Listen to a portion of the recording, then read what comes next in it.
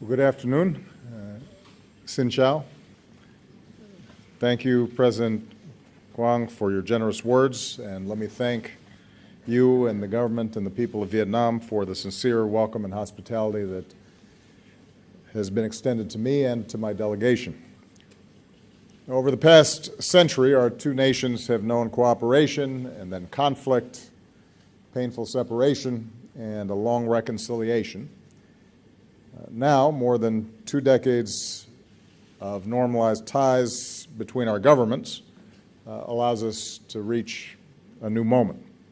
It's clear from this visit that both our peoples are eager for an even closer relationship, a deeper relationship.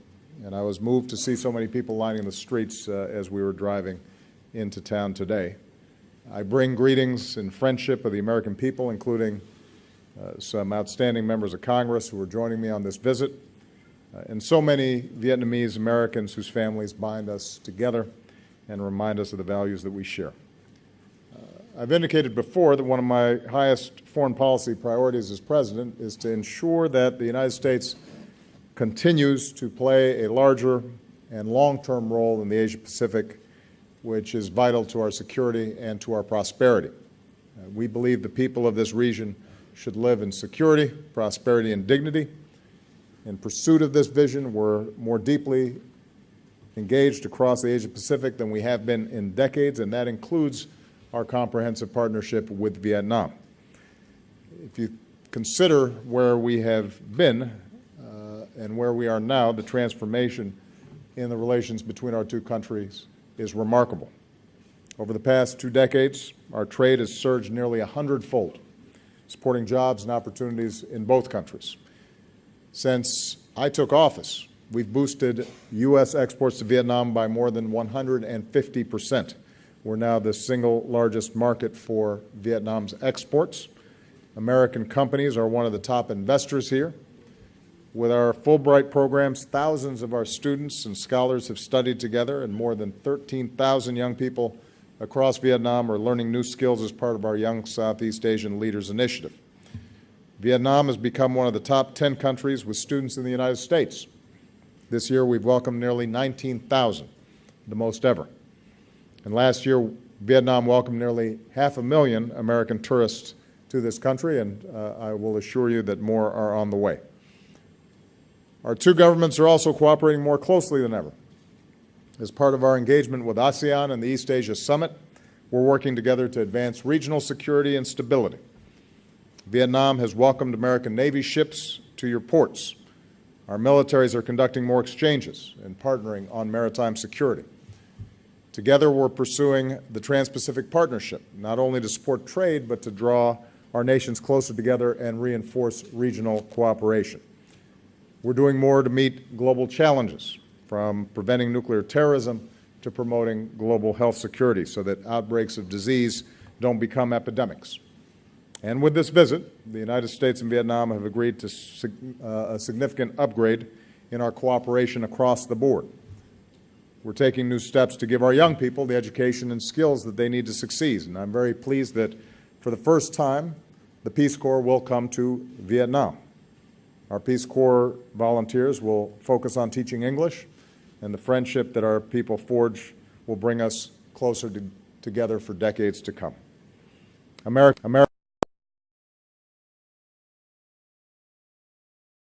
University and others will help Vietnamese universities boost training in science, technology, engineering, and math. Harvard Medical School, Johnson & Johnson, GE, and others will join with Vietnam universities to improve medical education.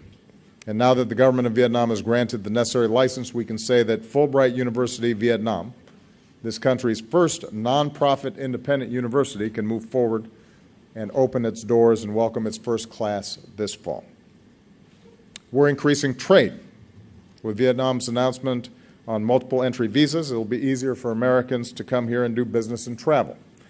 President Quang and I just attended a signing ceremony that many of you saw, where American and Vietnamese companies are moving ahead with the new commercial deals worth more than $16 billion. Boeing will sell 100 aircraft to Vietjet, Pratt & Whitney will sell advanced engines. GE Wind will partner with the Vietnamese government to develop more wind power. Deals like these are a win for both of our countries, helping to fuel Vietnam's economic growth and supporting tens of thousands of American jobs. We agreed to work to ratify and implement the Trans-Pacific Partnership as soon as possible because it will support vital economic reforms here, further integrate Vietnam into the global economy, and reduce tariffs on American exports to Vietnam. And we discussed the high standards that Vietnam has committed to meet under TPP on labor, the environment, and intellectual property. And I conveyed that the United States is prepared to offer technical assistance to Vietnam as it works to fully implement these standards so that TPP delivers the benefits that our peoples expect. With regard to security, the United States will continue to do our part to address the painful legacy of war. On behalf of the American people, including our veterans, I want to thank the government and the people of Vietnam for the many years of cooperation to account for Americans missing in action. Solemn efforts that will continue together. We'll continue to help remove unexploded landmines and bombs.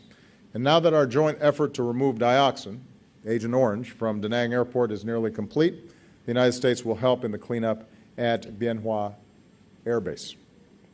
We've agreed to continue deepening our defense cooperation, including patrol boats and training for Vietnam's Coast Guard, and to work more closely together in responding to humanitarian disasters. And I can also announce that the United States is fully lifting the ban on the sale of military equipment to Vietnam that has been in place for some 50 years. As with all our defense partners, sales will need to still meet strict requirements, including those related to human rights. But this change will ensure that Vietnam has access to the equipment it needs to defend itself, and it removes a lingering vestige of the Cold War. It also underscores the commitment of the United States to a fully normalized relationship with Vietnam, including strong defense ties with Vietnam and this region for the long term. More broadly, the United States and Vietnam are united in our support for a regional order, including in the South China Sea, where international norms and rules are upheld, where there is freedom of navigation and overflight, where lawful commerce is not impeded, and where disputes are resolved peacefully through legal means in accordance with international law. I want to repeat that the United States will continue to fly, sail, and operate wherever international law allows, and we will support the right of all countries to do the same. Even as we make important progress in the ways that I've just described, there continue to be areas where our two governments disagree, including on democracy and human rights. And I made it clear that the United States does not seek to impose our form of government on Vietnam or any nation. We respect Vietnam's sovereignty and independence. At the same time, we will continue to speak out on behalf of human rights that we believe are universal, including freedom of speech, freedom of the press, freedom of religion, and freedom of assembly. And that includes the right of citizens through civil society to organize and help improve their communities and their country. We believe, and I believe, that nations are stronger and more prosperous when these universal rights are upheld. And when our two countries continue to discuss these issues as part of our human rights dialogue in a spirit of constructive and cooperative effort. And finally, the United States and Vietnam are expanding our cooperation in ways that benefit the world. Under our growing climate change partnership, we'll support Vietnam as it works to meet its commitments under the Paris Agreement.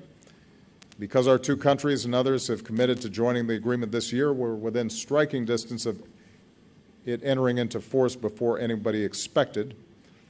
In the meantime, we'll help communities in vulnerable regions like the Mekong Delta adapt to a changing climate and assist Vietnam's transition to a low-carbon economy. And that includes the low-carbon energy that will come from our cooperation on civil nuclear power. And as Vietnam prepares to deepen its commitment to UN peacekeeping, the United States is proud to support Vietnam's new peacekeeping training center. So again, President Quang, thank you for your hospitality. Thank you for our work together. I'm looking forward to the opportunity to visit with the Vietnamese people. Maybe I will enjoy some café soda. I believe that the relationship between the Vietnamese people and the United States can be one of the most important in this critical part of the world. And I believe that the upgrade in our ties that we've achieved today will deliver greater security, prosperity, and dignity for both of our peoples for many decades to come. Xin cảm ơn. Hai nước chúng ta cũng như là cho khu vực và thế giới trong nhiều năm tới. Thank you. Thank you, President Obama and President Quang. And now